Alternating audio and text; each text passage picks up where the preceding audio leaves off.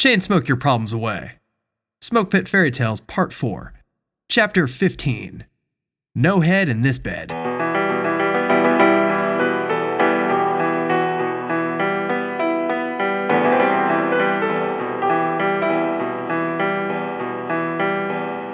Two weeks passed without much incident.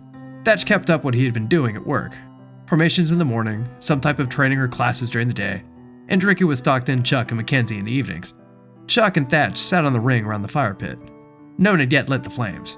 The sun was still up, and Thatch and Chuck played their guitars between cigarettes. Stockton walked up from behind them. She had a salmon pink hoodie, a pair of jeans, and a 12-pack. She put the beer in the concrete ring and sat down next to Thatch. You guys writing anything new? Chuck shrugged. Kind of, but I'm not too sure about the guitar part yet.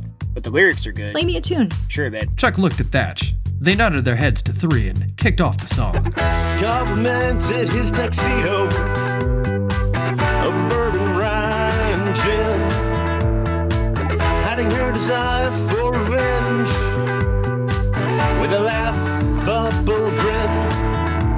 He spoke of his endeavors and bragged about his wife, smugly shrugged away the difficulty from his life.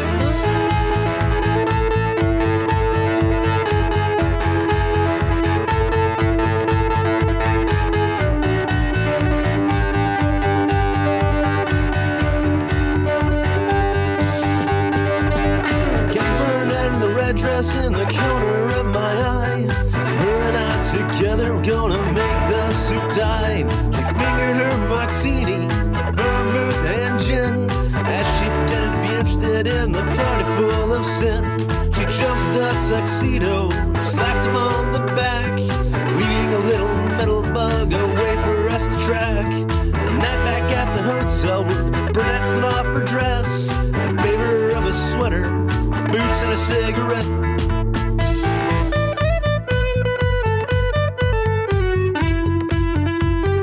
She opened up the suitcase and assembled her gun. She was gonna make him pay for everything he's done.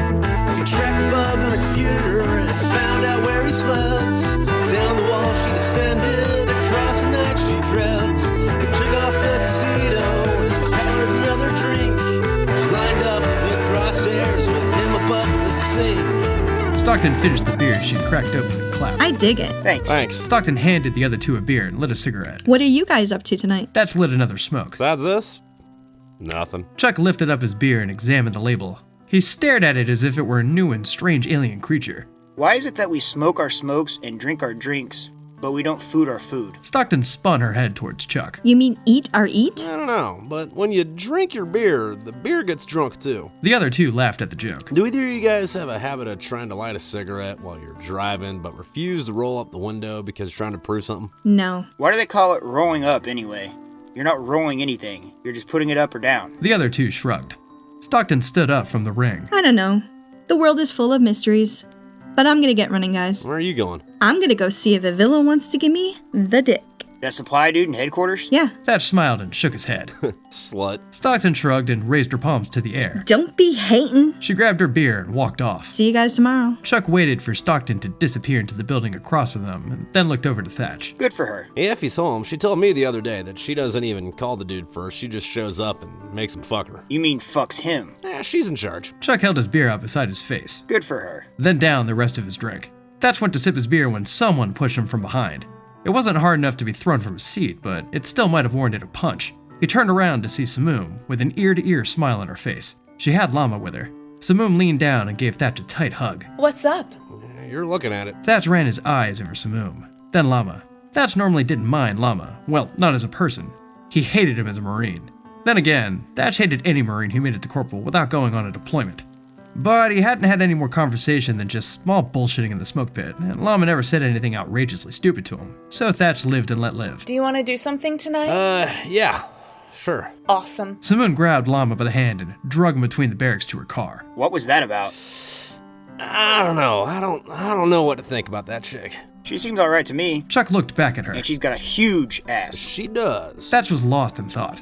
He still never put together what all Samum had told him the last weekend. I don't even want to know that chick's name. I'm just gonna call her Booty. The two of them played guitar for another hour or so, until the sun set over the mountains and they went to their separate rooms. Thatch put his guitar away, took off his shoes, and flopped onto his bed. He set the alarm on his phone to wake him up in the morning and pulled out a book from his shelf. History of Human and Virescent Society. Thatch poured through the pages. Before he knew it, he was a quarter of the way through the book. He checked his phone. There were no messages, and it was about 2200. He flipped off his lights, dropped his clothes, and laid back in bed.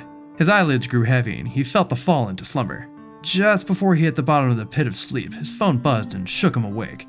He looked at its face to see the text from Samum. Drink with me? He texted her his room number, put his clothes back on, and made his bed. Not 2 minutes later, Samum pushed his door open. I hope you're not naked. She joked, with a 6-pack of wine coolers and a bottle of rum in her hand. Not yet. Thatch tried to hide the tiredness in his voice. Wine coolers? How old are you? 21. Yeah, that makes sense. Thatch figured there could be worse things to drink. Okay. What's been up all night? She put the drinks on his dresser and sat down on one of the chairs by his bed. Not much. I've just been reading. Oh, yeah? Anything good? Kind of. It's about the history of virescence in human civilization. Thatch grabbed a beer and sat in a seat adjacent to her. What all's in it? Well, it was talking about virescence leaving the home world and coming to Earth.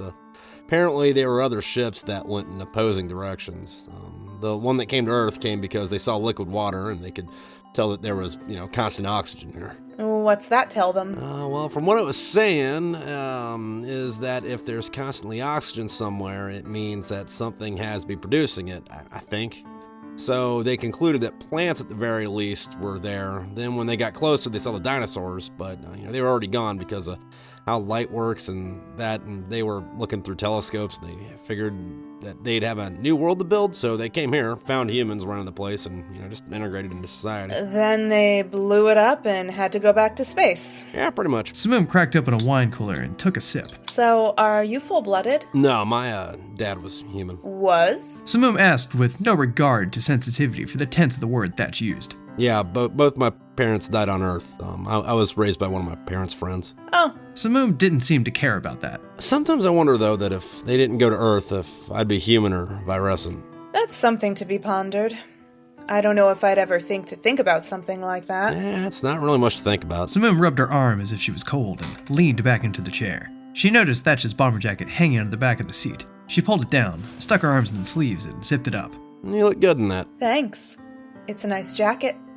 I like it. I do too. That's why I keep it around. Samum stood out of the chair and crawled into Thatch's bed. She took the jacket off to look at it and wrapped the blanket around her shoulders. Where'd you get it anyway? Somewhere in New Philadelphia. Thatch crawled up into the bed and sat beside her, shoulder to shoulder. So, are you sure you don't want to tell me about the Russians? Why do you want to know? Because I do.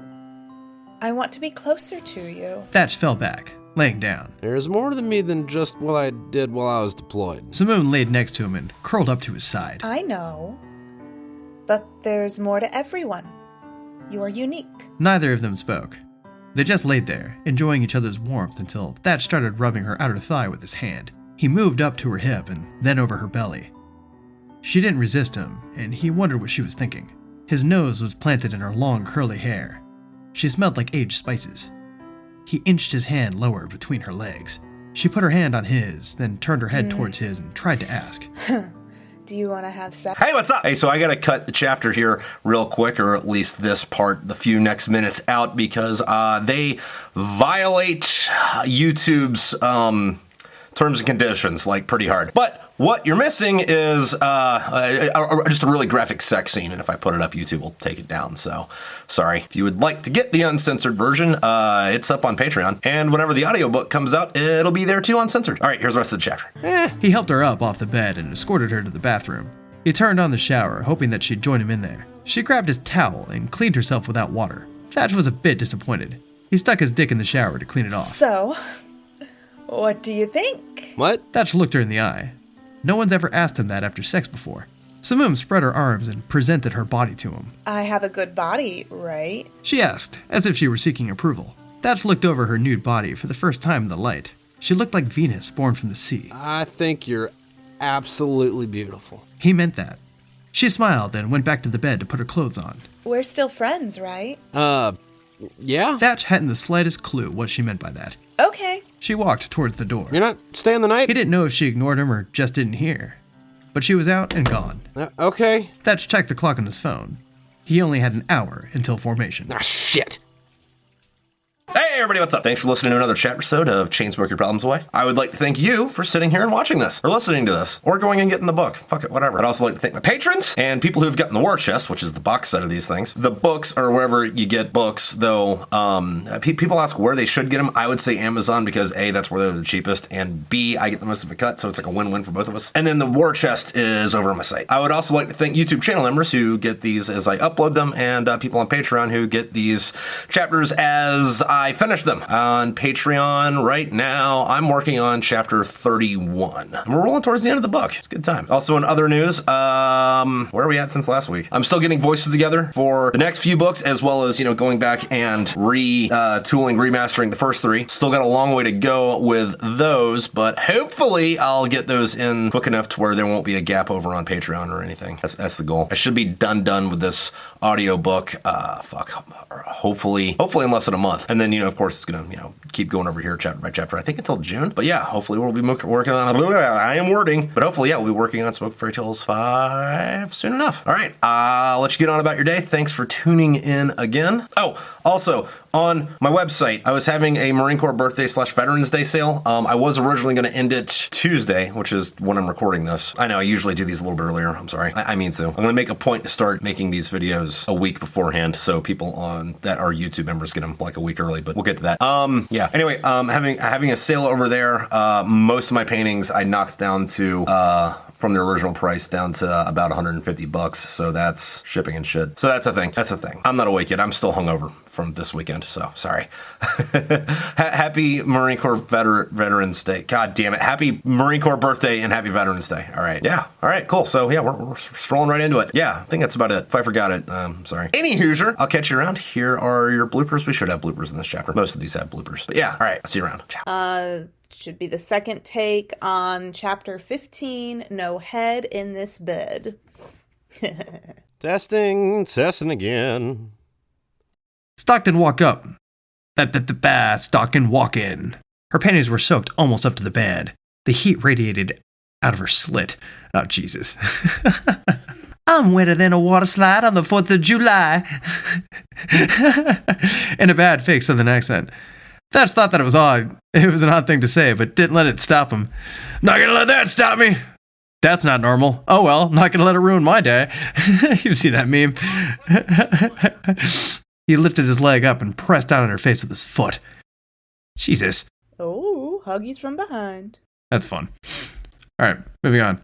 Fucking upstairs neighbors, man. Chuck. Thatch.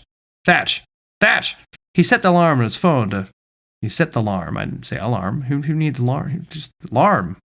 You have alarm set. I have set alarm. Sound alarm. Just gonna bring my joke up from earlier about how that's because that history is very short and violent. Short and violent.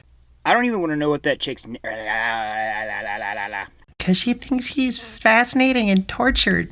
Thatch's mood lightened back up. We're back in business. It's business time! All right. Samum.